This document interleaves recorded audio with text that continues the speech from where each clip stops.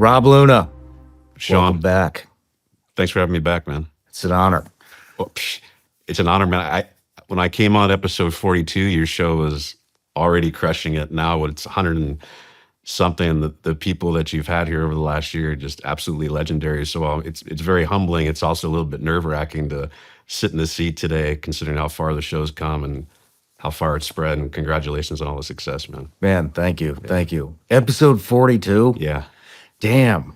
We're at like 152 now, I It's think. crazy. It was just over 2 years ago. Wow. Yeah. Time Wow. flies. It does, man. Well, quick intro. You've already been on, so I'm not going to give you the long introduction, but number one ranked wealth strategist in the country. And since you've been on the show, the author of Close Your Wealth Gap. Yeah. So how'd the book do? Book did pretty good. It wasn't a New York Times bestseller, so I guess I'm a failure by all counts when you look at it that way. But but it's the New York Times, man, so I'm not going to take it too personally. But that's not why I wrote it, though. You know, I wrote it to be able to provide information to people who didn't have what I felt was the right information to take control over their finances. And from that aspect, the people that are reading it are saying it's changing their lives. So, and from that standpoint, I think it's a winner. Well, a lot has happened in those 2 years. You moved to Franklin. You finally got out of California. Somebody talked some sense into you finally. But Rob, I want you here because we're going into a new year. It's a big year, 2025. We got a new administration coming in. Old ones got the boot. Yeah. And so a lot of people are wondering, what's the economy going to do? Everything from interest rates to the stock market to real estate to just starting your own business. And so I want to dive into all of that because I'm super interested and you're the most knowledgeable person I know on the subject. So I figured we'd get you back in here. But real quick, before we get in the weeds with everything, we got a Patreon account. You know that. And they're our top supporters. I wouldn't be here, and neither would you be if it wasn't for them. And so I give them the opportunity to ask each guest a question. And this one, there were some good questions, but I want to pick a personal one because we got a future entrepreneur here. Nice. This is from Jules. She says, I am debt-free. I work for a nonprofit, and I have about 500 to 1,000 surplus dollars a month. I'd like to open a coffee shop eventually and buy a house. Where should I start? With the house or with the business? Yeah, I mean, I look, at the end of the day, this is probably one of the most controversial topics out there of whether you should buy a home, rent a home. And I think, Shawn, like, quite honestly, it doesn't just come down to numbers. So, I know if you've got a family, I think being able to put your head down at night, knowing that you're going to be able to be in that house for a year, 2 years, 5 years, 10 years, whatever it is, your kids can grow up in that home. It creates a sense of community with the people in your neighborhood. There's some consistency there. You don't have to worry about calling the landlord and saying, hey, my kid wants a dog. Can I have a dog? All those types of things. I don't think you could really put a dollar amount on that, from my opinion. I went through a divorce and I rented for about 3 years. It was really the worst experience of my life, considering I owned my first home when I was 19 years of age. So I think from that standpoint, I don't know about Jules if she has a family. I think making that investment in a home is super important. When you look at the average net worth of people who own their own home versus renting by the time they're 60 years of age, it's $135,000 for renters versus over 1.2 million for homeowners. And why? We were just talking about that before I got on here. It's that forced savings, right? If you're going to pay rent every month, you're not thinking about it. You're making that rent payment, but you're not building anything up. Where if you're making that payment into your home over 10, 20, 30 years, you're building real equity because real estate goes up over time. You're paying down that mortgage. And then when you get to retirement, one of the biggest differences I've seen working with individuals is, do you have a mortgage payment versus no mortgage payment? So if you have to get to retirement and still pay rent, which is going up every single year, versus having that paid off and not having that expense, that is also the difference between having a much more comfortable retirement. So I would say if you can try to get that home as soon as possible, I would do that. But I love the idea of being an entrepreneur. I think especially we'll talk about it with this new administration. The wind is finally at your back. I think there's going to be a lot of incentive for people to go out there and build their own business, but why not do both? I mean, a lot of times you can get into some of these homes 3 to 5% down, get in there for the same price, maybe a little bit more than rent, and then start that business as well. I know I know it was one or the other, but I would try to do both, but definitely get that home. I think we talk a lot about this with my team. Yeah. I try to convince everybody to buy a home. Yeah. And one of the things that I feel like, especially in this area, Middle Tennessee, it's growing because it's growing at a very rapid pace. And so, I mean, would it be? But a lot of people feel like the interest rates are still a little too high. Yeah. I don't know if those are going to fluctuate or not. I want to ask you, but Sure. But just from what I've seen in the 7 years that I've been here, prices they've never leveled off. Mm-hmm. They just keep going up. And so I feel like it would be better to buy right now, no matter what the interest rate is, because the equity is going up so fast. I mean, am I on the money with that? Or Yeah, I mean, I think it's a great point. And I'm one, like you said, I moved from Southern California here 2 years ago. I looked at the price increase of the previous 2 years, kind of like when you came out here, and I was like, damn, I really missed the boat. And I figured, look, the money I'm going to save on taxes, all these things, I may be buying at the top, but at the end of the day, 2, 3, 4 years, it'll all even out. Well, I think the house is up another 10 to 15%. So had I have not done it, I would have missed out. And when you look at, I think, real estate in general, everyone wants to say real estate. Well, up until 2008, real estate is how it should be, was independent markets. 2008, we saw this crash. Everything went down in the same time. There was never a nationwide housing decline in the history of the United States up until 08, 09. You had certain markets that went down when some went up. So I think it's going to be a little bit area specific. You talk about Tennessee, you talk about North Carolina, you talk about Texas, you talk about Florida. This is the area where all the growth is coming. Jobs are being created. It doesn't really surprise me that if you look at the administration, if you look at these are red states that support business, have zero to low taxes, there's incentive for small businesses.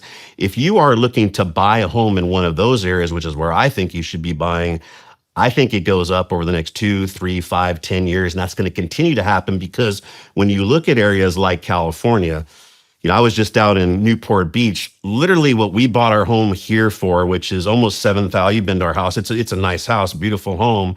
You can get a 3,000 square foot lot, not a house, tear down for about the same price. So it's absolutely, when you look at the value you get in somewhere like Tennessee, it's huge. And by the way, no state income taxes. So I think the advice that you're giving to people, if you're buying in some of those areas that I mentioned, I think it's spot on. Now, California, places like Seattle, places like New York, I think those areas are going to continue to come down. You've seen some of those prices come down, unless you're getting into the upstate New York and things like that. So I wouldn't be buying there, but all those areas that I mentioned, I think you're right on. And the point, maybe we'll talk a little bit about interest rates, but 7% interest rates, that's kind of historic norm. We're looking at these 10, 15 years where we had abnormally low interest rates, and people have kind of gravitated towards that and say, oh, I'm going to stay on the sidelines. I don't think that's the thing to do. 80s, you had 20, 23% interest rates. And, the pros and cons of a booming economy, if the economy does do well, which I believe it's going to be doing under this incoming administration, I don't think interest rates are going to be coming down anytime soon. So I wouldn't be on the sidelines. You don't think they're going to come down? So. No. A lot of people are waiting for that. Yeah, they're going to be waiting a long time, I think. So, I mean, the country is what it is. The country's been very divided. It has been for some time now. And we are seeing this massive influx of people from California moving into red states, especially the tax-free states. But so are prices in California, are they dropping? Because what I've heard from the rumor mill is they're actually staying the same, if not going up. Yeah, I mean, I think when you look at them relative to other states, they're not doing as nearly as well. When you look at some of the higher priced homes, and the thing is about California, I mean, an average home, let's look at Orange County, for example, an average home is going to be somewhere around $1.8 to $2 million, nothing super exceptional. So when you look at it from that standpoint, they're kind of hanging in there. You're not seeing the increases like you're seeing in North Carolina or Texas or Florida. However, the thing that I would say California has going for it is there's nowhere else to build in these areas. There's no open land like you have in Texas and Tennessee. So prices are going to somewhat stabilize. However, the catalyst for them to go up, I don't think is going to happen. And when you look at, some of the big producing areas in California that you've seen over the last 5 to 6 years, like Newport Beach area, like Huntington Beach. And these are they actually call these the Red Republic. These are the areas within Southern California that have different politics, and people who couldn't have necessarily left California to come to Tennessee, move from Los Angeles into some of these counties over there. Those areas are going to continue to, I think, hold their value, but the catalyst for them to go up, I don't think is really going to be there, Shawn. Okay. And in places like Washington, I mean, those are coming down. Those are coming down as well for some of the same reasons we're seeing in areas like California. Now, the hope is, and we had this last election in California, we've seen a much larger movement politically than we've ever seen in the last, I think it was 20 or 30 years. And I think, look, Shawn, people are sick and tired of what's been going on, the crime that's been going on there. You're going to pay $2 million for a home. You can't send your kids to the school. You can't wear a watch out without worried about getting carjacked. Somebody I know was followed home 3 months ago in front of his family, was shot in his face. He just passed away 2-3 days ago in an area, Bel Air. Like, we've heard of the Fresh Prince of Bel Air. This is outside of Beverly Hills, one of the nicest areas out there. And, it's really because of the politics and what's been going on. Like, I've seen since COVID, I lived in Southern California for 20 years. It became almost like a third world country in some of these places in terms of the crime. I mean, absolutely horrible. Jeez. What about land? Yeah. Me and you go back and forth on land all the time. Yeah. I know you're right, but I love land. Yeah. But what are some of what do you expect land to do in the upcoming year? Yeah, well, look, I think I like land also. The challenge with land is if you're someone who, two things. Number one, I would say the tough part about land is you don't get an immediate income from land. So if you buy raw land, you can't rent it out to somebody like you could apartment or even a single family house or a commercial building. There's no tax incentive, as you know, unfortunately, when you go to buy land, because the tax incentives come from a depreciating asset, which is a building on top of the land. So when you buy land, what you're doing is buying that land for future appreciation, which isn't a bad thing, but you have to have the money to be able to wait for that. So, for example, if you're looking to buy, we were just talking about Tennessee's booming right now. And so all the development is starting to go further south because the areas north are starting to get towards Nashville, are starting to get more expensive. So the builders, everybody's starting to move further south. That path of progress, if you want to get ahead of that, because developers are going to be buying that land, people are going to be going out there, investors, Vanguard, BlackRock are going to be buying, KKR. I think buying that with the idea, if you can wait 7 to 10 years, it's probably going to be a good investment. But just know during a certain period of time, there's not going to be any income coming from that. And you don't want to buy any investment, whether it's land or stocks or a private business, with the idea that I might have to pull money out in a year or 2 years, because that could become a time where the market isn't doing too well and you don't want to have to sell at a loss. So if you've got the money, you don't need the tax incentives right away, and you can wait for that progress to happen, I think land's a decent investment. What did you say, KKR? Yeah, KKR is a private equity fund company. So you're starting to see a lot of these private equity companies buying raw land, doing developments. And this is one of the problems, actually, probably the biggest problem, I believe, and I don't think enough people talk about it, in terms of housing inflation. So when you think about the big money, the pensions, the endowments that are investing billions and billions of dollars in different asset classes, stocks and real estate, they all have something called an investment policy statement, which kind of governs how they can invest their money. And up until 2008, 2009, while they invested in real estate, commercial real estate was self-storage, multifamily, these big, skyscrapers, Class A commercial types of buildings. That's where all of their money was going. Then in 2008, 2009, Blackstone was one of the first ones. KKR came in. You remember, especially areas like Arizona, you saw 70, 80% declines in home prices. You saw communities where the average home was being built and sold for $600,000, $700,000 come down to $150,000, $200,000. A lot of these homes were being short sold because, if you remember at that time, one of the things that fueled the housing crisis was, not only low interest rates, but these liar loans where you could say, hey, I make $1 million a year. And as long as you had a decent credit score, there was no verification of tax returns. There was no verification of your income. So people were able to go in and get these houses with little to no down payment. So they had no skin in the game. And what was happening during this 2-3 year period leading up to 08, 09, people were just flipping these homes, making money. And they're like, oh, why wouldn't I do this? Well, because they didn't realize that home prices can come down. When all those home prices came down, what did they do? They went to the bank, they gave them the keys and said, hey, I'm walking away. And the ultimate wisdom of the administration at that time actually changed the tax code to give them forgiveness of indebtedness, which means if you bought a home for $500,000, the bank wrote it off for $200,000. That $300,000 difference that you would have been liable for, if the bank allowed you to walk away from that, you would have actually had to pay the taxes on that, or they could have came after you. Well, during that time, the administration let that go. So there was absolutely no recourse for people. Everyone turned in the keys.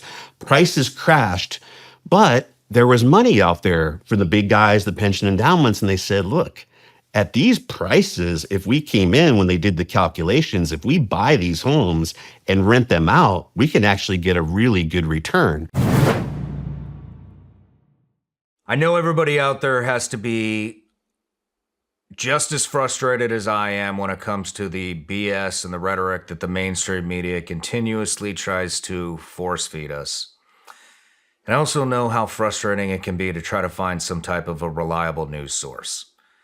It's getting really hard to find the truth and what's going on in the country and in the world. And so one thing we've done here at Shawn Ryan Show is we are developing our newsletter.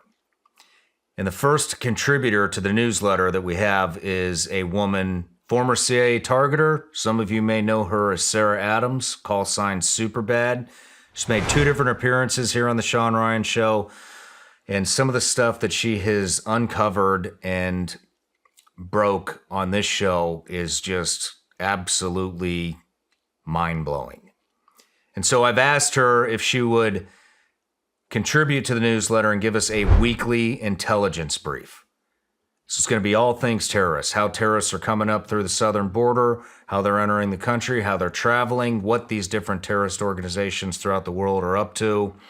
And here's the best part, the newsletter is actually free. We're not going to spam you. It's about 1 newsletter a week, maybe 2 if we release 2 shows. The only other thing that's going to be in there besides the intel brief is if we have a new product or something like that. But like I said, it's a free CIA intelligence brief. Sign up. Links in the description or in the comments. We'll see you in the newsletter.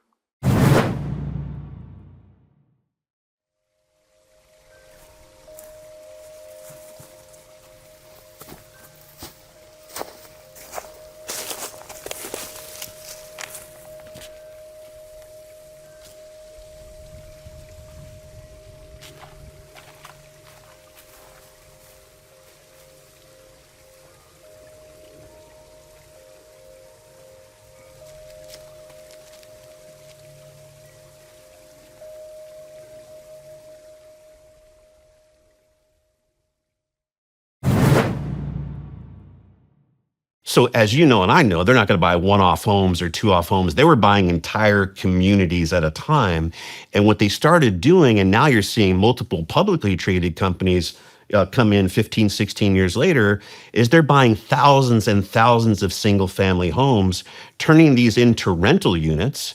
And now what's happened is the single-family home has become what's called an institutional asset class. So now it's just not mom and pop that are bidding for these homes. It's Blackstone and KKR and I can't remember some of the other names, some of these big companies that have come in over the last 2 to 3 years that are also putting bids. So every time you see homes come down a little bit, well, that kind of triggers their model to go off and they come back in and buy. And remember, the difference between you and I is endowments, pension funds, their timeline is perpetual, right? Because they're always going to be in business. They're always going to have people retiring where you and I we're not going to live past 100.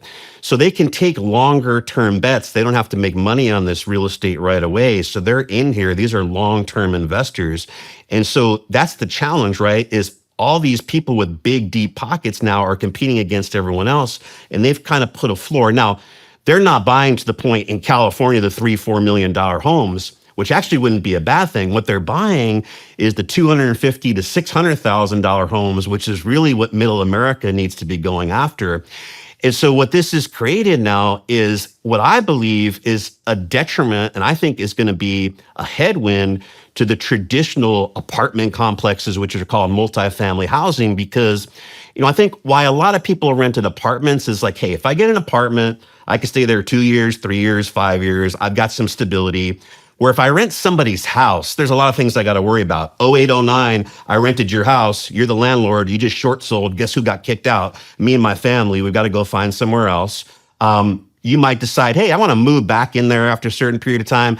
My brother-in-law just lost a job. I'm going to move him back in. When your guys' lease is up in 6 months, you got to get out. So there's not a lot of stability, but these new buyers are now creating that stability to where you can now have a single family house. You could have the backyard, put the dog in the backyard. They're creating community projects, parks around there.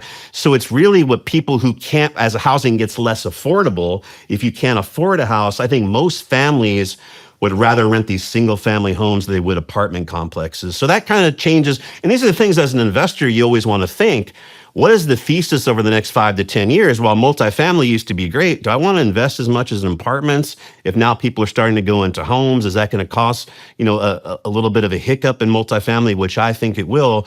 But I think the bigger problem and the bigger issue there is the average American who's bidding for these homes, I don't think is going to be getting a discount anytime soon. And I don't think these players are going anywhere because when you look at occupancy rates of these communities, they're 95, 100%. They're because housing is not affordable, they're able to find renters pretty easy.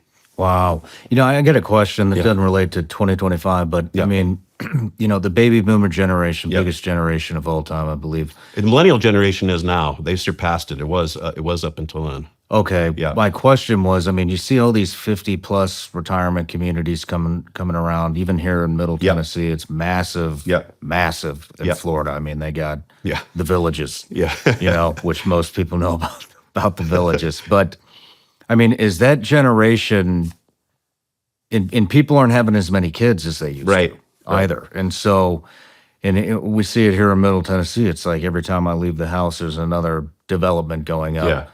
Is this going to implode? Is there going to be an overabundance of housing within the next 20 to 30 years? Yeah, well, I think, look, the thing about the baby boomer generation now is, they're getting older. I think I forget 50s, like I'm 50.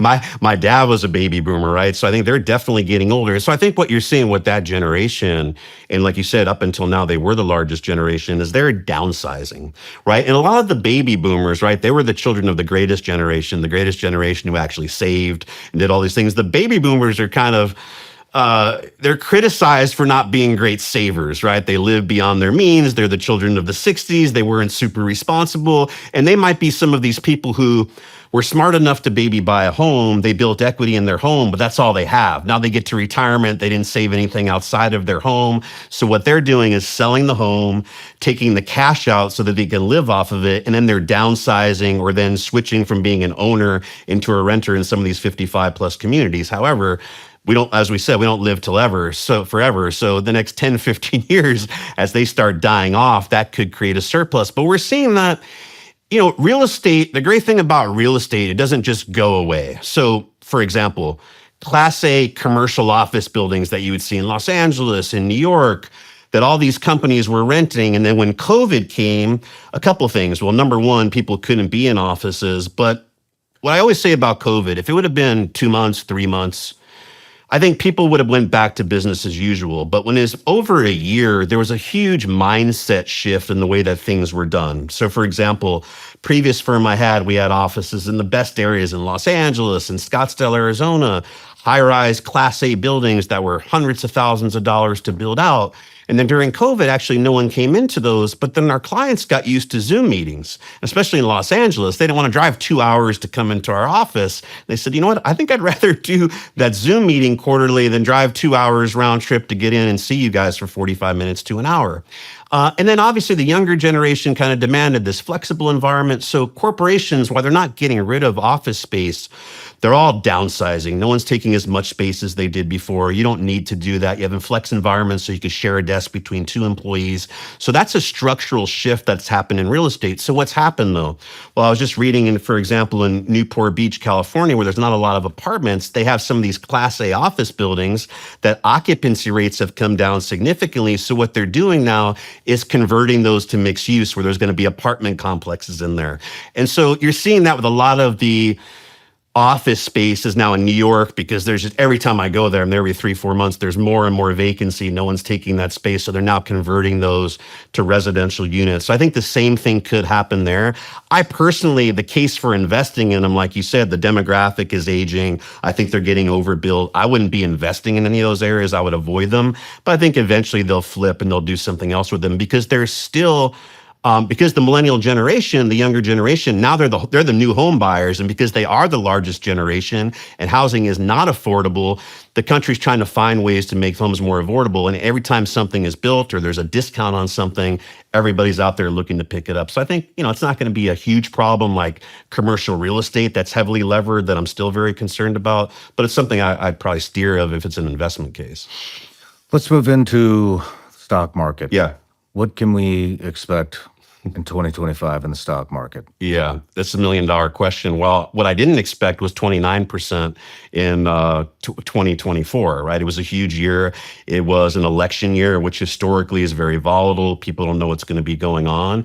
And when you look at what has happened since November in the stock market, it's been, and I've been in the market since 1998. I've never seen anything like this. Now, people thought, and maybe Trump gets in, and then we called it the Trump rally. Some things were rallying up, and usually there's a saying: buy on the rumor, sell on the news. So what I thought was going to happen, you see this little bit of a run up into the election. Trump gets elected. You have a couple of days of euphoria, then things kind of sell off, and people start worrying about things again. Well, that hasn't happened. We're right now at the end of the year. We've seen a little bit of a pullback, but largely we've just seen rotation where you might see tech do great, and then the market doesn't crash. It just shifts to industrials, and then it just shifts to healthcare. So the resiliency of this market, I think, based off of what's going to be happening with the new administration, in my view, has been shocking. So what you always want to think about is, you're asking me about 2025. Well, 2024, we just did 30%. Historically, over a long period of time, the S&P averages 9.5% to 10%. So that's got to get you a little bit worried when you see something rally. The year before was actually a pretty good year. So now you're looking at like 40% in 2 years. Does that necessarily mean the stock market's going to crash? No, it doesn't. But what I would expect is a lot more volatility. So there's a lot of things, there's a lot of heavy expectations on this new administration. We've got DOGE, we've got all these people coming in, we've got Elon Musk, we've got Trump, and everybody is super euphoric about what's going to happen. I'm optimistic, but I'm also cautiously optimistic, and I don't expect all these things to happen overnight. So what I would say is, I believe the market will do well. I don't think it's going to be straight up like it was before. And so I would use something called dollar cost averaging. If you've got some money you want to put in the market, don't dump it all in right away. Use some of these pullbacks, use some of the scare, use some of the fear, use some of the disappointments, which we're bound to get with some of the new administration like we would with everywhere. Use those as opportunities to buy, but don't go all in after we've had this huge run. What sectors do you think are going to do the best? I think technology is going to continue to lead, because technology is what is creating, technology is a double-edged sword. It's creating the increased productivity, meaning efficiency for businesses. At the end of the day, when we're buying stocks, what we're doing is we're buying the future profits of a company. And the more consistent, the faster growing, the more reliable those profits are, the more that stock is going to continue to go up. And so when you look at technology, there's no industry that I know. Well, let's take one sector of technology, cybersecurity. Well, everything's going to the cloud. Everything's going to AI. If you were a large corporation or small corporation, like my businesses, your businesses, no matter how bad the economy is, are you going to cut your budget for cybersecurity? Are you going to tell your customers, hey, things aren't quite good. We're gonna make your data a little bit riskier? Of course not. So there's going to be increased investment there. Artificial intelligence, other things that are going to increase productivity to make companies more efficient and more profitable are going to continue to do well. The downside of that, obviously, is there's going to be less people needed to be able to create those jobs. So technology, I believe, is the number one sector out there. Everything is going to be AI driven, robotics driven. That's where the economy in the future is going. That's been really, that picture has been painted for the last 5 to 6 years, and that's where you're seeing the money start to go. Now, you look at other areas where it's almost like when you think about the gold rush back in California, you could invest in the gold and the mine itself, or you could invest in the picks and shovels, the things that they're going to be out there to be able to work and create and mine that gold. So you think about energy, for example. Well, all this data, like we saw with Bitcoin mining and everything, it takes a lot of data and power and energy to be able to power this new economy, which is why you've seen in the last year to 2 years, utility companies, which are traditionally, they say utilities are what widows and orphans buy, right? Because they're stodgy companies, they don't grow really fast. You know, they're what puts the lights on, literally.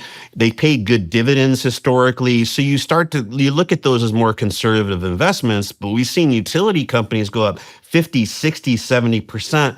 For precisely the reason I'm talking about, the need to be able to power these supercomputers and generators and everything to be able to create this new economy. So that's another way that I would look at playing it. What I'd be a little bit more leery of when we were talking about this is areas like healthcare. There's so many questions around that. The healthcare system is clearly broken. We don't know what that's going to look at. There's not a lot of predictability. And the way Wall Street prices stocks is when there's a high degree of uncertainty, there needs to be a high discount associated with it. So the more certainty, the more people are willing to pay up for it. There's a pretty high degree of certainty that Apple's going to be around in a few years. Google's going to be around in a few years. But what does United Healthcare look like? You're not mentioning everything that just went on with that company. Pfizer. What do those companies look like with the new administration? We see RFK talking about some different things. We know the system is broken, clearly. We don't believe in it. We don't trust it. We don't think it's efficient.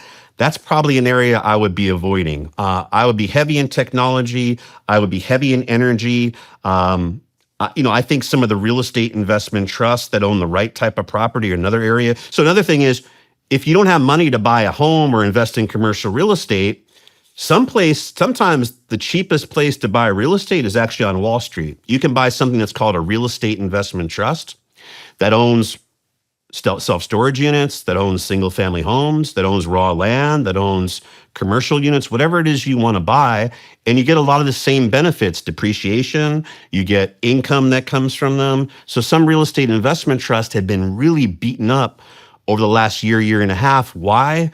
Because traditionally, as interest rates go up, areas that pay you a dividend or income, like real estate investment trust, or as interest rates go up, it's not easy to borrow to buy real estate, tend to come down. So some of those areas have pulled back, but I think there's going to be a stabilization. I do believe in real estate. So real estate investment trusts are another area that I'd be looking at.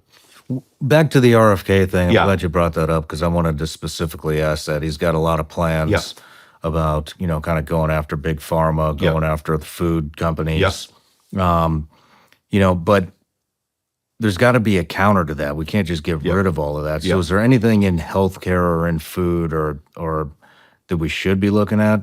One thing that comes to my mind is psychedelics. Yeah. Psychedelics just keeps getting more and more popular. More and more people are hearing about it and figuring out all the positive aspects of going through some psychedelic therapy. I know that I don't know. I've heard rumors of publicly traded companies kind of rising up within that space. Are you tracking any of that at all? Or Look, I mean, the thing to be a little bit leery of with a lot of these companies, most of them don't have earnings yet, right? So they're investing in R&D, which in itself isn't a bad thing, right? Because as you mentioned, it's been kind of like a backdoor type of thing, psychedelics. It hasn't hit mainstream yet. I mean, it was the same thing with alcohol back before Prohibition, right before Budweiser and Coors became these big stocks. So I do think there's some validity to your thinking. I do think that those things could get a light shown on them. And when you start looking at some of the independent research out there, you've talked about it on your show a lot with different people. There's actually a lot of positives that surround it,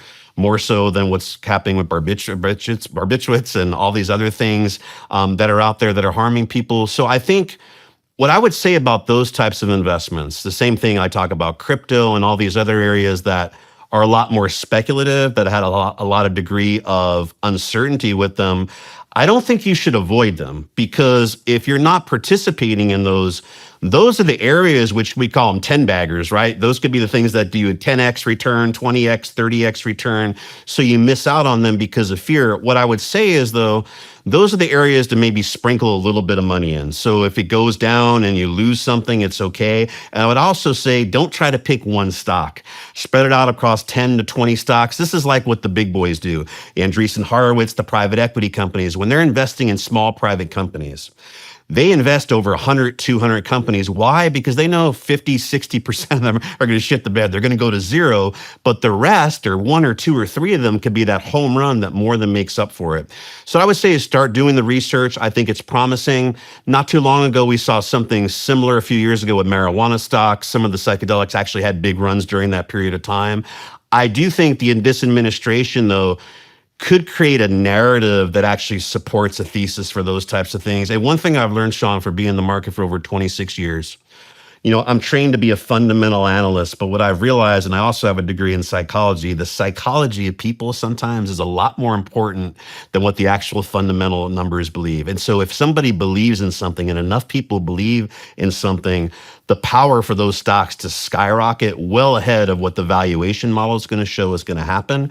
So I do think those are areas people should be looking at this year. It does seem like there's a big wave of people that a lot more interested in homeopathy type care and natural medicines. And so, I was just curious, and I'm sure there's tons of companies, only probably a couple will survive. I mean, is that? Yeah, more than likely. I mean, it's the same thing we saw with the internet. I joke about this all the time, and I got in the market professionally in 1998. And so at the time, this is when Amazon went public. And there was also, which is still around, just not as big as it used to be, was Barnes and Noble, right? And so remember, Amazon started with books. Now, the vision from Bezos was way bigger than books, but he knew if I could start with books, that's something I can deliver on. I could under promise, over deliver. I can create trust, and everything that he's doing today, maybe not 100% of it, but he had a vision of the vast majority of that 25, 30 years ago. Wall Street didn't quite get that. And so we literally used to argue with other analysts about, should you buy Amazon or Barnes and Noble? People didn't quite get it. And that was kind of the thing, right? And Google, for example, just came out during that time. Should you invest in Google or Ask Jeeves? That was the other search engine that people were going. So to your point, there's some that went by the wayside, but there's a lot that won. And then the other thing that you also could have the benefit in with, I think, some of these psychedelic companies, some of the artificial intelligence companies, some of the computing companies, is the big behemoths out there, the Microsofts, the Metas, the Googles, X, like all these companies, they're trillion-dollar companies. To continue to double and triple and have 20 and 30% organic growth, meaning just more advertising and more clients, like that's not going to be able to happen. So as companies get bigger, what they tend to do is, instead of investing in their own R&D or trying to advertise more or do anything, they start growing through acquisition. So what you'll see is some of these smaller companies, if you can invest them at the right time, they can get bought out 2, 3, 4x of what they're trading at. So you've got the catalyst of, hey, if that company can do it on their own, great. But I've got a lot of big buyers out there in these spaces. Like, I was reading this morning that, Meta and Microsoft and I believe Alphabet are all looking into potentially buying into nuclear power plants, right? Because again, they're going to need to make some of these investments everywhere. So these big technology companies, don't just think about them as tech.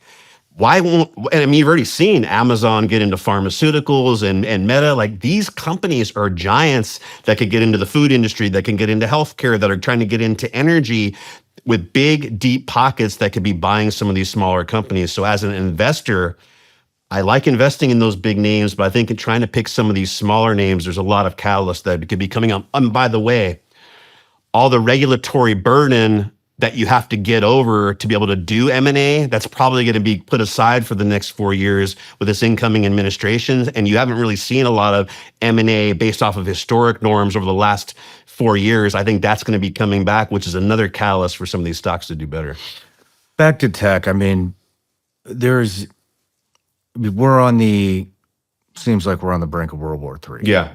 And so, with that being said, I just interviewed this guy, Joe Lonsdale. He was the founder of the company called Palantir. Yeah. And it seems like there's all these, I don't want to call them mini, but there's like new wave of military industrial complex type companies coming about. They're a lot more efficient than the old ones. I think it's Anduril. They have the missile instead of firing these $1 million missiles to take out a drone. These things, if they miss, they come back and they land. We don't lose. I mean, is that something to be thinking about? Investing in companies like those?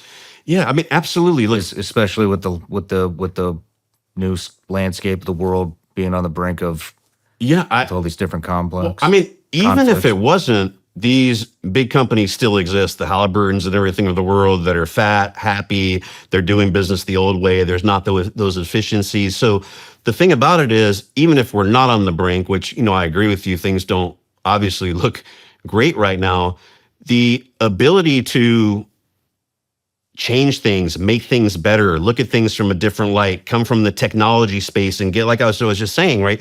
It's not technology companies just competing with each other. They're trying to get into every area now that they see inefficiencies, especially with artificial intelligence, that they think they can improve on.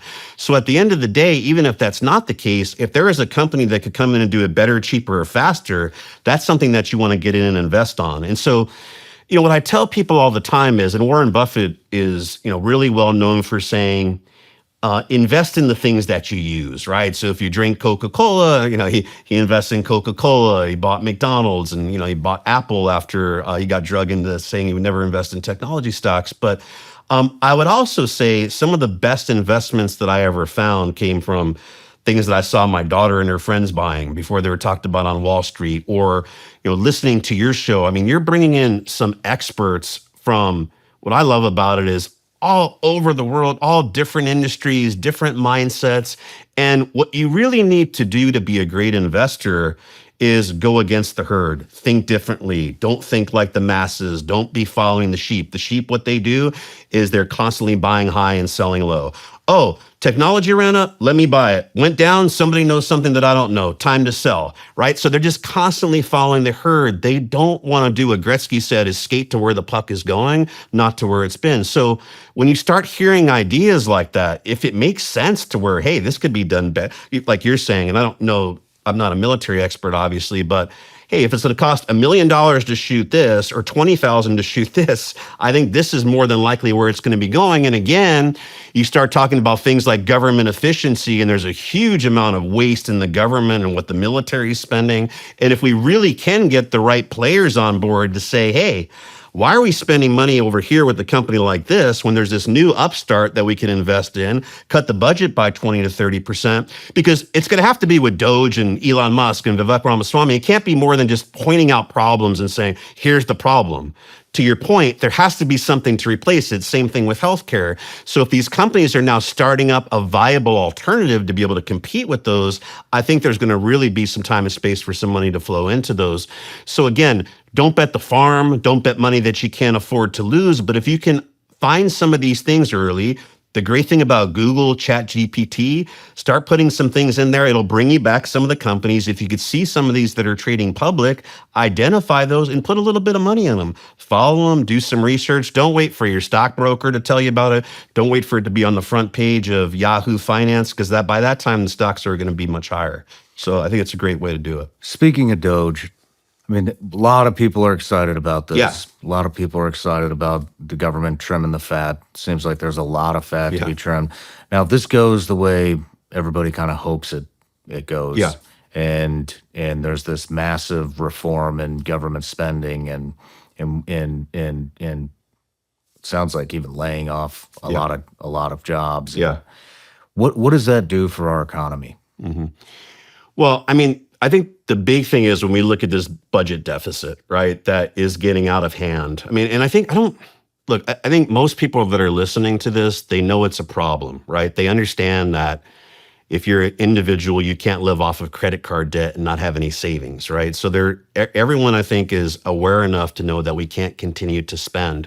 I think the biggest risk to that is a few things. Number one, all this spending is tied to the currency, tied to the dollar, which we try to diversify away from the dollar with Bitcoin or with real estate or other things. But at the end of the day, we're all pretty beholden to the dollar. If the dollar crashes, the vast majority of us are going to be in trouble. And the problem is the dollar no longer is backed by the gold standard or anything else. The dollar is backed by the belief that the US is always going to make its debt payments on time, that it's always going to be able to do that. And the rest of the world looks at it as the reserve currency. When you start talking about World War III and everything, you got people like Putin out there and saying, hey, we're going to get away from the dollar. And so I don't think people understand really how dangerous that could be if your dollar all of a sudden went to zero. Now, people in third world countries who've seen 200, 300% inflation happen overnight understand how detrimental that could be. So I think the idea of having a balanced budget, right, and trying to understand that we have to make more money than we're spending, which I think is good about this administration also, because it can't just be, to your point, we can't just cut everything and save our way to prosperity. We also have to grow. And that was the one thing I would say about the Democrats. It was about, okay, let's spend. But even the things that they talked about cutting, I never heard out of their agenda what they're going to actually do to grow businesses. I heard $25,000 for first home buyers. I heard we'd give you 20 grand. I never heard anything that was going to incentivize his businesses to grow. And the truth is, the size of the hole that we've dug ourselves, we can't cut our way out of it. We need to grow. We need to increase GDP. So I think everything that they're going to be doing in terms of looking to cut, I think that's great. There's going to be some things that obviously there's a lot of fat in the system, that low-hanging fruit could be taken out. But what I'm a little bit more interested in is what are they going to really do to spark small businesses? The vast majority of this country is made up by small businesses. We see a lot of incentives and benefits for the big, huge corporations, but the small business owner like you, myself, 90% of the people that I deal with, those are the people that are kind of stuck in the middle, right? They're not making enough money to get the huge benefits. They're not poor enough to get all the free handouts. They don't get their credit card debt paid off. They don't get their student loans paid off. They get to pay for everybody else's shit though. Like, what are those people going to be getting? How are they going to be incentivized to grow? So if it's tariffs, okay, great. Let's do tariffs, but what incentive do I now have to keep my business here, hire more people, pay people well? Are there going to be benefits to me? So everyone's interested in DOGE. I'm more interested in what are the growth policies that are going to be put in place by this new administration. Are there any yet? Nothing's definitive, right? They haven't got in there. There's a lot of talk out there right now. And I think that's around everything. It's going to be around real estate, which is obviously a big part of the economy, small businesses. One thing, talking about real estate, for example, which I think was probably one of the examples of the type of smart policy that I really hope this new administration comes in with, was something called opportunity zones. And so Trump put this in place to where when you looked at some of the underperforming demographic areas where maybe there's a high unemployment area, you had a high minority area, and instead of just saying, okay, let's give them more welfare checks or let's put up another community center, what the Trump administration said was, if you develop real estate in these areas, if you move businesses and offices into these areas, we're going to give you huge tax incentives to be able to do that. Now, those things have started to wear off because they were put in place at the beginning of this administration, and they pretty much go to zero over the next year to 2 years. This is the old adage of let's start investing in teaching people how to fish instead of just giving them fish. So I think things like that for real estate investors, I believe, things like opportunity zones, things like accelerated depreciation to where you're able to buy a new building, like you're building a new building, right? You can go out there, incentivize somebody to create a business, build a building that they're going to house new employees with. And instead of having to write that building off over 28 years, they could take a huge percentage of that in year one. Things like this that are looking at what is the goal we're trying to achieve and how do we create policy to incentivize that? The truth is, Shawn, the things that we need to turn this economy around, you don't need to be a rocket scientist. The vast majority of Americans could figure out what they need to do. They do what most people have a balanced budget in their own house. The problem is as you mentioned at the beginning, this polarizing politics that we have. To be able to create a bill that solves a problem for unemployment now has healthcare tied to it. It has military things tied to it. So there's so much fat around it.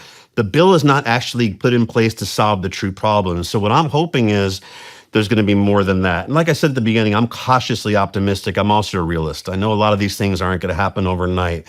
They're not going to be super easy. What I would also say about this new administration is the people that think they're going to work less and all of a sudden this rising tide is going to float all boats to everybody to prosperity are going to be sadly mistaken. I think the only thing that's going to happen is there's going to be probably some tax incentives. I think the biggest thing for small businesses that I'm looking forward to is lower regulation. And I think that's a big area that people talk about on both sides is regulation and the problem that regulation causes. And you talk about fat in the system that DOGE is going to be cutting out.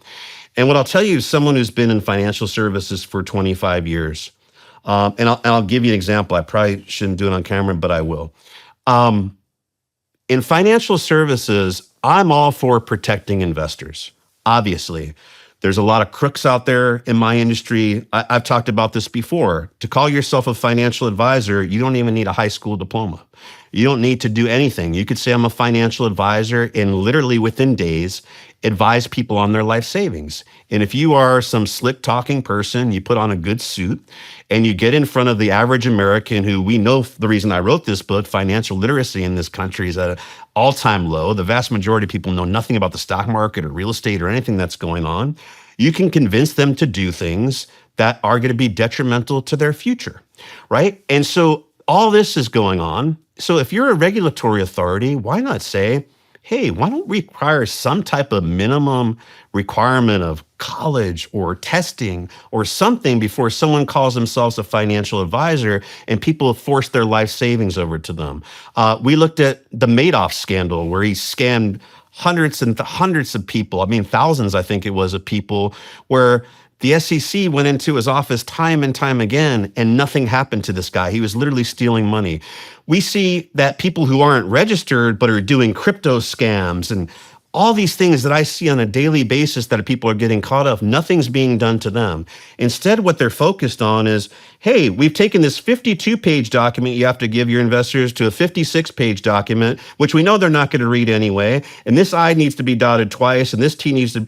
Not to protect investors, but to create jobs for regulatory guys, to come in and have more jobs and come in and create fines. And if you look at companies like, people think, oh, Chase and Morgan Stanley, and these guys are getting fined every single month, hundreds of thousands of dollars. Why? Because they're stealing from people. We know Chase isn't stealing from people, right? We know Merrill Lynch isn't stealing from people. However, they might not be dotting that I cross. Meanwhile, we've got people literally stealing from people that nothing's getting done. We launched a new firm, Real Talk Capital. I left my old wealth management firm. I sold that a few years ago. And I said, hey, we were only working with the ultra high net worth. We want to be able to expand and offer our services to more people. In order to do that, we need to think differently. We need to create different pricing models. We need to think outside of the box of this 1% management fee that everybody's charging across the board. And so we created a way to say, hey, let's do some flat fees. Let's create some things that are going to enhance people's lives at an earlier age versus having to wait till they have $1 million or $2 million. And so the short of it, and I won't talk about the different regulatory authorities, but regulators came in, looked at things, and because we weren't following this boilerplate template, until we actually increased prices on some of our services, and I mean significantly, they wouldn't leave us alone. And so until we increase prices so they could check the box, right? Because people don't want to think. It's just like policy. It's not like what's right for the person. This doesn't fit the mold that we've had for 25 or 30 years. When we increased prices because they forced us to do that, then they were okay with it. And so this is the shit that goes on that doesn't protect investors. It doesn't protect small business owners. It creates more jobs for regulators, and it's not helping the average American get to where they need to go. That's just from my own industry, but you see it in energy, you see it in healthcare. So why, if you talk about psychedelics, why would you treat a new upstart psychedelic company who's trying to really provide value and opportunity and options and choice to people the same as you would treat Pfizer? Yet they do it. right? Same thing with a financial services company. Why would you create the same regulatory burden on a new upstart financial services company that you do for Chase, that we know is too big to fail, that we know the government's going to come in and support them anyway if anything is going wrong? But that's the way things are being done. Nobody's talking about this stuff, Shawn. And so when you hear this incoming administration saying, we're taking down regulatory burdens, you're going to hear the left scream about, oh, it's going to be 2008 again. Well, let's remember 2008, and a lot of that shit that happened was because Barney Frank and saying everybody should be a homeowner and all these liar loans and a lot of stuff that were created to get into everybody being a homeowner regardless of whether you have a job. Let's remember that some of the liability belongs to there. And just because of the fact that we're talking about smart regulation and reducing regulatory barriers doesn't necessarily mean it's going to be the Wild West. And what I believe it's going to be able to do is allow small businesses to actually be able to compete, to create new products, alternative services, and not have to spend 100% of their time on compliance and going through audits and actually working on creating solutions for people.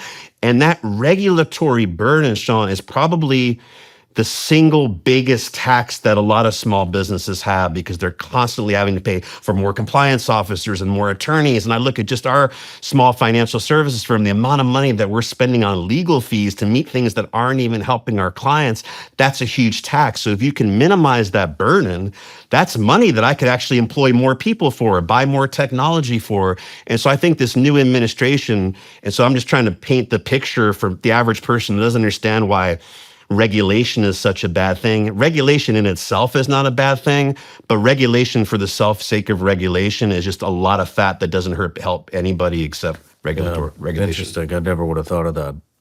Let's move into crypto. Yeah. Bitcoin just hit, what was it, 100? Yeah, it's over 100,000. 6,000? Yeah. Where's that going? Yeah. I wish I knew exactly where it was going. One thing I will say about Bitcoin, cryptocurrency, alternative currencies in general, is it goes back to this faith in the dollar. I think a lot of people are losing faith in the dollar because a lot of people have lost faith in politicians. And unfortunately, in this country, there's two things. We have fiscal policy and monetary policy that kind of rule our economy. Now, monetary policy is what we see the Fed doing, right? And monetary policy, they only have one tool. So Jerome Powell and all these guys, they sit around, they look at all the problems. They have one tool for a dual mandate. Dual mandate meaning they have to do two things. They have to keep a lid on inflation. Their number's about 2 to 3%. We know we're like at 7, 8% before. But that's not the real numbers. If you look at housing and all those things, like 12, 13%. And they need to maintain full unemployment. So they want to have unemployment somewhere around 3.5%, 4%. So that's two pretty big tasks, right? Control inflation and make sure people have jobs. Oh, and you got one tool. It's monetary policy, meaning interest rates. That's all you can do to control this. So no matter what they see, that's all they can do. And so what the Fed tries to do is control the economy by either lowering interest rates or raising interest rates. So when they raise interest rates, they're trying to slow the economy down. Why? Well, makes sense. If you're going to go and buy a house, well, that house payment today is going to cost you a lot more. A lot of people have credit card debt. So your credit card interest payments this month or this year might be $500, where 3 years ago, they were only $200. So when interest rates go up, it stymies the economy. There's more money that has to go to debt service than can go out to buy goods and services. And that's why the economy slows down. And that's why inflation comes down. The opposite is when they see things, and right now they're in a period of lowering interest rates, which is relatively controversial because when you look at the economy, it's actually doing pretty well. And so people are wondering, like, why are they lowering interest rates? So when they lower interest rates, the idea is, well, what we're going to do is give more stimulus into the economy. So the opposite, if home prices are lower now, right? Because of the fact that their payment is lower, more money to the economy. Less money is going to pay off your student loan, or assuming you still have student loans, or your credit card debt, so more money goes into the economy. So that's their only tool. The problem is, though, that the Fed can only control the overnight lending rate, which is short-term interest rates. So we've seen the Fed cut rates twice now, but actually long-term rates have gone up. And so like the 10-year treasury actually controls the 30-year mortgage. So mortgage rates were in the 6s. Now they're back above 7%. So people are kind of scratching their head Because at the end of the day, no matter what they do, it's the free world market economy that's going to dictate what they believe in. People do not believe that they're going to cut interest rates much more. They don't believe that the economy is going to go to a point where it dictates rates going lower.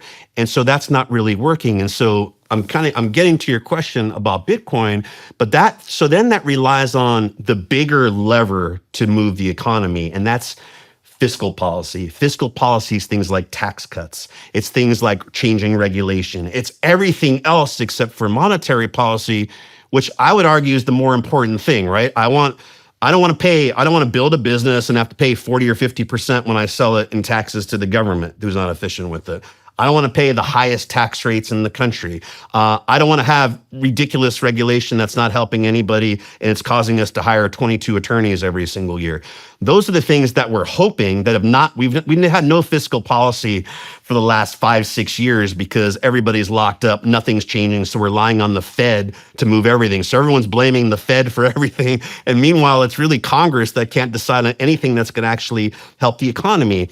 And so what I'm saying here is all these things, the ability for Congress to act on fiscal policy, for us to have smart monetary policy, that dictates what's going to happen with the dollar. And unless people feel like there's some security and stability around the US economy, there's not going to be security and stability around the US dollar.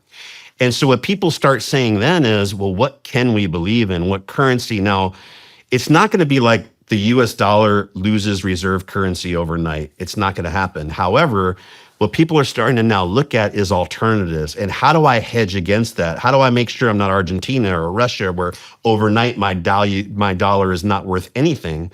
So they're looking at things like Bitcoin as a hedge to that. And, Bitcoin obviously kind of, it's an unscrewable ledger. There's a finite amount of supply. In terms of using it as a currency, it's not going to happen. It's not efficient enough to happen, but people are using it as a store of value.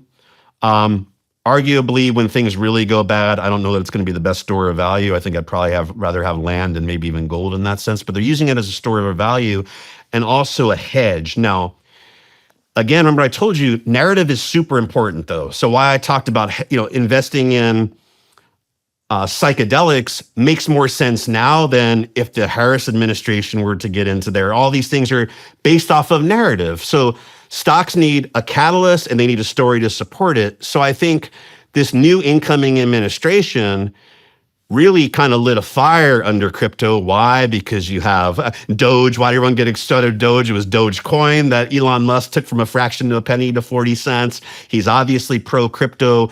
You've seen Trump out at some of the crypto conventions out there. So this administration seems pretty crypto friendly. What does that mean? I don't know. However, there's a narrative there for people to speculate and bet on it more. And you're starting to see other countries adopt it. Maybe does it become, if they start talking about, hey, we need to have a certain amount of crypto to kind of secure the dollar. I mean, you're going to see, or Bitcoin, you're going to see things absolutely rally. So it goes back to, we don't know enough about it yet, but should you have a small amount of money invested in these things? More than likely you should. Just don't go all in on it, because if it doesn't happen, you're going to be in a lot of trouble. But I think there's enough now with this new, if this administration didn't get in, I think I would say don't touch it.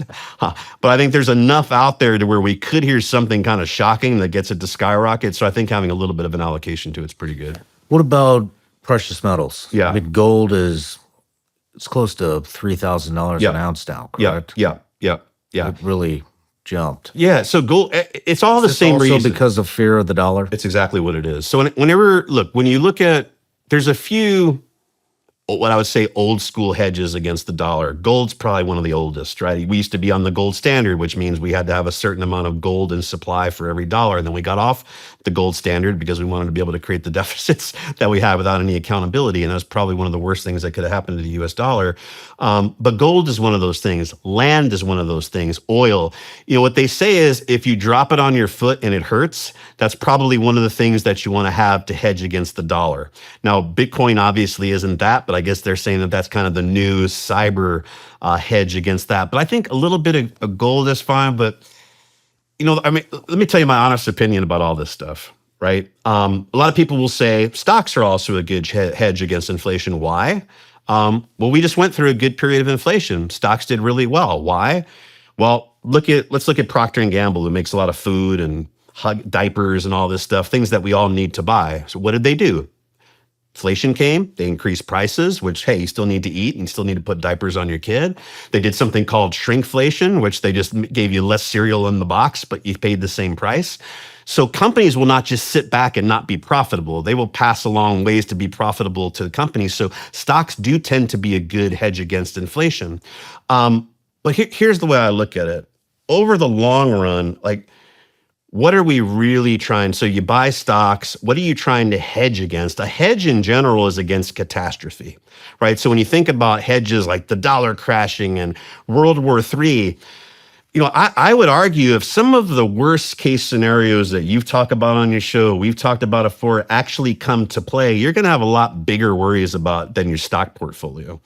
So we've talked about this before, like, I'm kind of all in on stocks and small businesses, and I've got a little bit of crypto, but I tend to invest in businesses and American entrepreneurs because I think American entrepreneurs are always going to find a way to make money, right? And it's proven itself. Even the S&P 500, and we're always talking it down. Last time I was on your show almost 2 years ago, if you're not going to do anything, buy the S&P 500. It's up 40-something% versus trying to be all over the place. Buy the S&P 500. But what I would say is if you're really worried about the proverbial shit hitting the fan, I like things like farmland. I like things like ammunition. I like things like weapons. I like things where at the end of the day, if things really get that bad, there's been some shows on Netflix like, who wants your block of gold? Like, people want medicine, they want food, they want running water, they want ammunition. And I don't want to scare anybody or anything like that. But in terms of the hedges that I advise people against, the hedges that I have, it's more leaning towards that. Like, I don't want Bitcoin. Right? If things really get bad, I don't want your Bitcoin. I don't really want your gold chips. I need your food. I need your energy. I need land. I need ammunition. I need those things. And it might be kind of a morbid or scary way to think about it. But at the end of the day, it's either stocks and companies, and America is always going to find a way. It always has to continue to do better and do well and prosper. And real estate, I love. Or things are going to go really bad, and the alternative probably doesn't look like you're going to be protected by Bitcoin. That's just my view. Makes sense. Makes sense. So let's start to wrap it up here. But snapshot, what should a lot of people are making New Year's resolutions right now, or have by the time this comes out. Getting out of debt, investing in the 401k, putting money into IRAs, buying a home.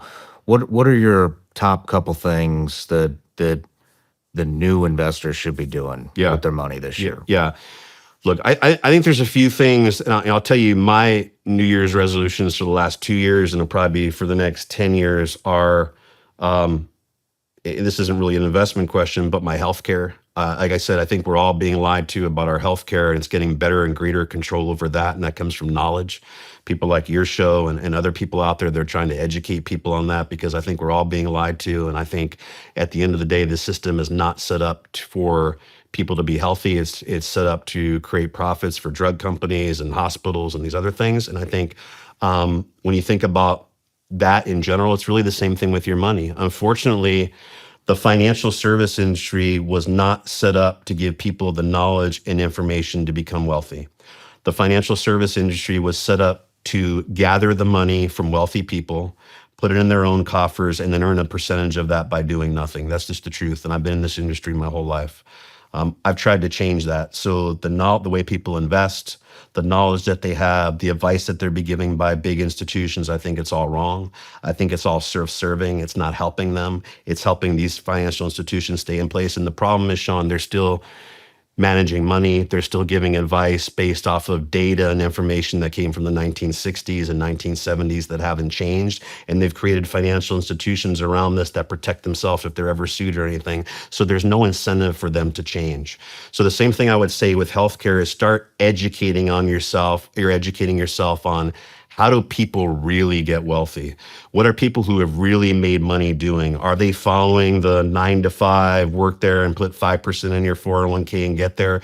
Or are they thinking outside the box? And I'll tell you, I've had the opportunity, we've talked about my story on the previous show. I grew up super poor. My family didn't have stocks or own real estate or anything like that. I was the first to go to college, first to own stocks, first to buy a home.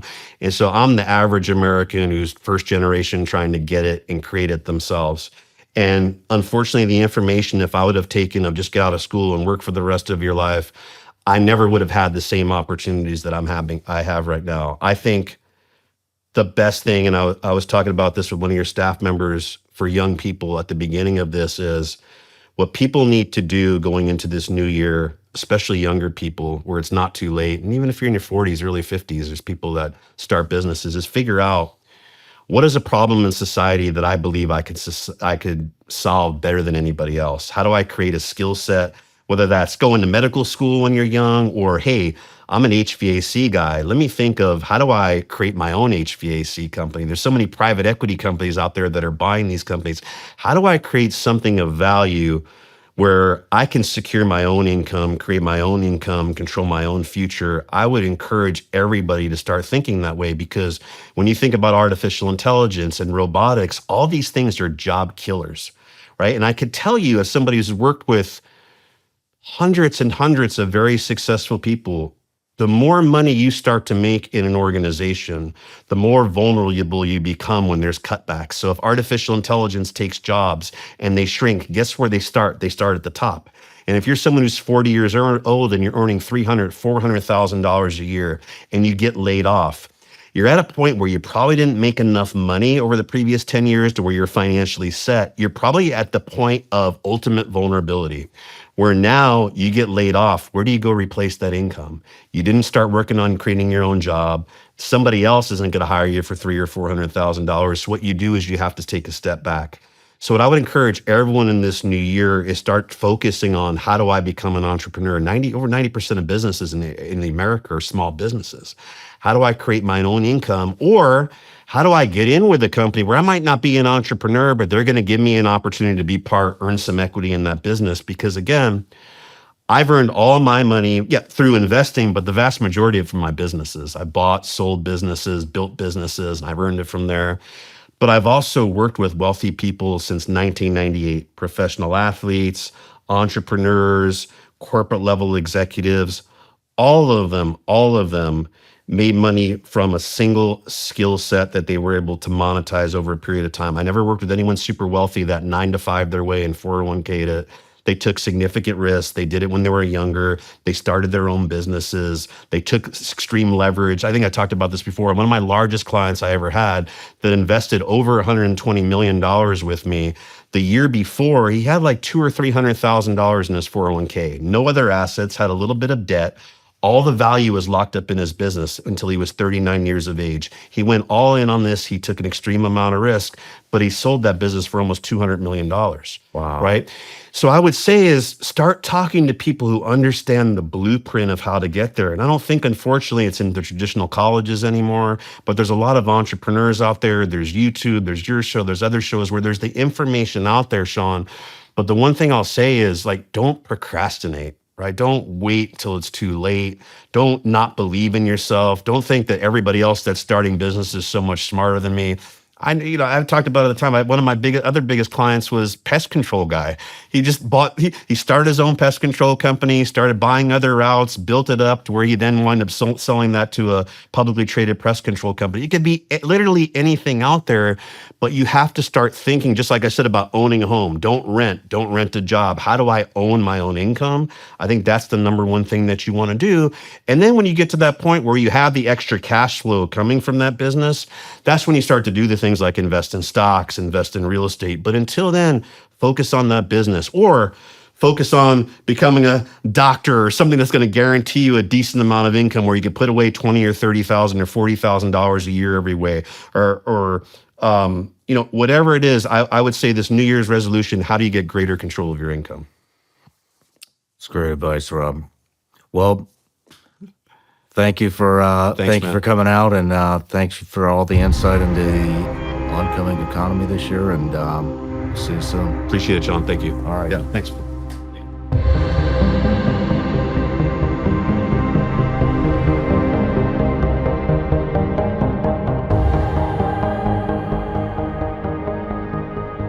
No matter where you're watching Shawn Ryan Show from, if you get anything out of this, please like, comment, subscribe, and most importantly, share this everywhere you possibly can. And if you're feeling extra generous, please leave us a review on Apple and Spotify podcasts.